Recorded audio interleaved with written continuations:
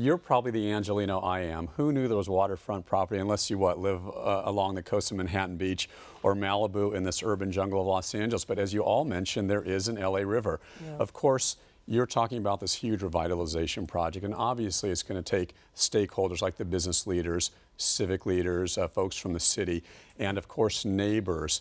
They're going to obviously decide the fate of the future of the Los Angeles River.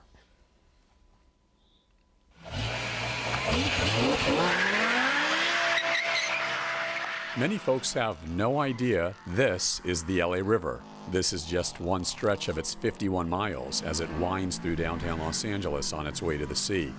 This section of water, encased in concrete, has provided the perfect location for thousands of TV and film shoots. The U.S. Congress had the Army Corps of Engineers tame the river in the 1930s after a series of floods washed away buildings and people during the rainy season. Since then, that controlled effort has served Los Angeles well, basically giving the city an industrial-strength storm drain. However, there are more uses planned for its future as Los Angeles city and county leaders work with different groups to bring the L.A. River back to life. The river starts in the Santa Susana Mountains and flows through L.A. County from the San Fernando Valley into Long Beach. Along the way, there are many popular stops in areas like West Los Angeles and the Elysian Valley outside downtown, where folks can enjoy a bike ride or a walk. As the future of the L.A. River is being mapped out, there's been kind of a stormy relationship between various real estate developers over how building along the river's edge should be done. Some developers have bought up a lot of the riverfront property, proposing to build things like tall, big block housing complexes and large multi-unit, multi-use structures. Meanwhile, other developers, like Rick Cortez with RAC Design Build, say a more caring and practical approach is needed because multi-story buildings would seem intrusive and out of place near his offices in Elysian Valley. Primarily, the buildings are horrible, in my opinion. They're wood-framed. They're going to be short-lived.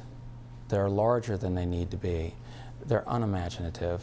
Don't have a great level of sophistication or design. Beyond the fact that they jam a lot of people into these tinder boxes, and they're not great living conditions. Some changes along the river path have already started. The city of Glendale has created the popular Glendale Narrows Riverwalk, which replaced decades of blight with things like horse facilities, park areas, and a half-mile trail along the river. And NBC Universal agreed to contribute almost $14 million towards the L.A. River bike path between Studio City and Griffith Park. L.A. Mayor Eric Garcetti wants to invest $1 billion along the river, and that includes smart real estate development. What is your definition of smart development, good development? It would be more public space and commercial space rather than private residential space.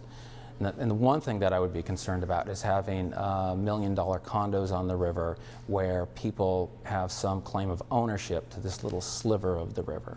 For the idea that we wouldn't want to save the neighborhood is sort of a no-brainer.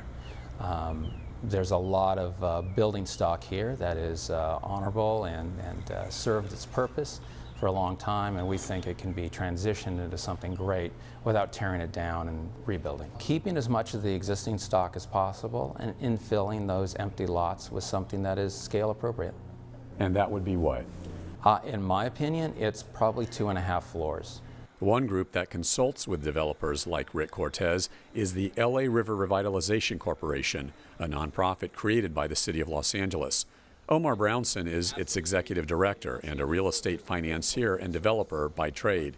He believes there is a place for large-scale development like mass housing along the river. For the first time, more than 50% of people in the world live in urban cities. And so how do we create more resilient communities? And that means that we need to think about jobs, we need to think about housing, we need to think about water, we need to think about some of our core infrastructure. And so this is the type of planning and development that we want to see along the Los Angeles River. One of our big campaigns is called Greenway 2020, the idea of connecting all 51 miles of the Los Angeles River by 2020. Los Angeles is vast and sprawling, and this is a chance for us to hit the reset button and figure out how do we connect this great city.